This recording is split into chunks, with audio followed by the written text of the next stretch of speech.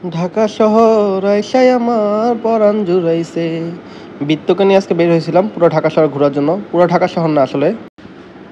Hello, আসসালামু আলাইকুম। Myself GK Midul, welcome to my another video. প্রতিদিনের মতন আজকে সকাল সকাল আবার চলে যাচ্ছে অফিসে, কিন্তু অফিসে যাচ্ছি আজকে শুধু আমি একা না, আজকে আমার সাথে যাচ্ছে বৃত্ত। তো ওকে মূলত নিয়ে যাওয়ার কারণ হচ্ছে গিয়ে ওর পায়ে একটুখানি ডিফেক্ট ছিল, তো সেইটা হচ্ছে গিয়ে কাউকে একজনকে মানে দোকান আছে আমাদের ওখানে, যে নাকি একটু ভালো পাখি টাখি বুঝে, তাকে দেখানোর জন্য মূলত, যে সে আসলে এটা ঠিক হওয়ার মতন কিনা। বাট যাই হোক, ওইটা ফ্যাক্ট না, ফ্যাক্ট হচ্ছে গিয়ে বৃত্তকে নিয়ে যাচ্ছি এবং আমিও খুব নিজেও মজা পাচ্ছি। বৃত্ত এতটা ভদ্র বাচ্চা থাকবে আমি বুঝতে পারিনি। তো ও অনেক জ্যামজট ছেলে, ওকে অফিসে নিয়ে আসলাম। তো এখন আসার সাথে সাথে ওকে পানি দিয়েছি, কারণ হচ্ছে গিয়ে ও খুবই পানি তৃষ্ণার্ত ছিল। আমরা মানুষ যারা আছি তারাই নিজেরাই গরমে টিকতে পারি না, ও তো একটা পাখি। তো আমি ওকে নিয়ে মূলত বাসে করে এসেছি, পাবলিক পরিবহনে এসেছি, যে ওর আসলে দেখতে চাচ্ছিলাম যে ওর রিয়াকশনটা কী। বাট ও খুবই মানে ভদ্র একটা বাচ্চা দেখা গেল। প্রথমে একটু যদিও ছটফট করছিল, বাট আস্তে আস্তে ও পুরো অ্যাডজাস্ট হয়ে গেছিলো বাসের মধ্যে। আর বাসে তো যারা আছে মোটামুটি, ওরে ভাই কী পাখি কী পাখি করে পাগল হয়ে গেছে। তো ও আসলে আজকে আমি ওকে প্রথম পেয়ারা দিছি। আমি ওর জন্য যেহেতু খাবার ওভাবে আনি নাই, তো আমি ওকে আপেলটা দিতাম আর ছোলাটা দিতাম। তো পেয়ারা আজকে আমি রাস্তা থেকে ওর জন্য কিনে নিয়েছিলাম। মাশাল্লাহ, পেয়ারা পেয়ে তো সেই খুশি। আর এখানে নিয়ে এসে ওকে ছেড়ে দিয়েছিলাম, ও পুরো উন্মুক্ত।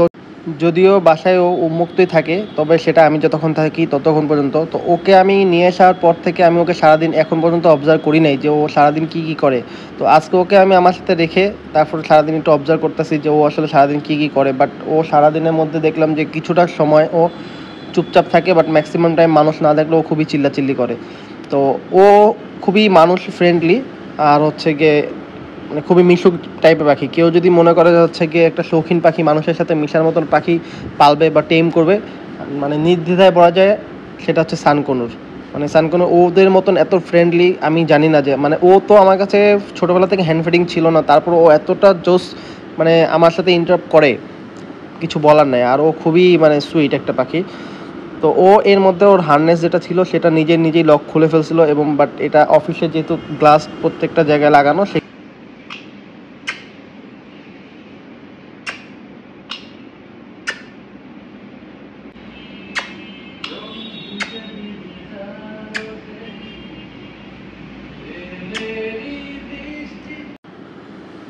তো ছলে ফলে ও শুধু মনে করেন আমাদের কাছেই থাকে। আমার শুধু বলে না, ও মানুষের যে কোনো মানুষের মাথা পেলে বা কাঁধ পেলেই ও থাকতে পছন্দ করে। তো সানকোনোর হচ্ছে গিয়ে যাতে আসলে মানুষের ফ্রেন্ডলি পাখি একটা। বাট ও হচ্ছে গিয়ে একটা সমস্যা, সেটা হচ্ছে গিয়ে ওর পায়ে একটুখানি মানে ব্যাকা, যে জন্য ও যে কোনো কিছু উড়াল দিয়ে সে গ্রিপ করতে পারে না। যাই হোক, এটাকে আমি অ্যাডজাস্ট করে নিছি এবং এইভাবেই আমি ওকে মেনে নিছি।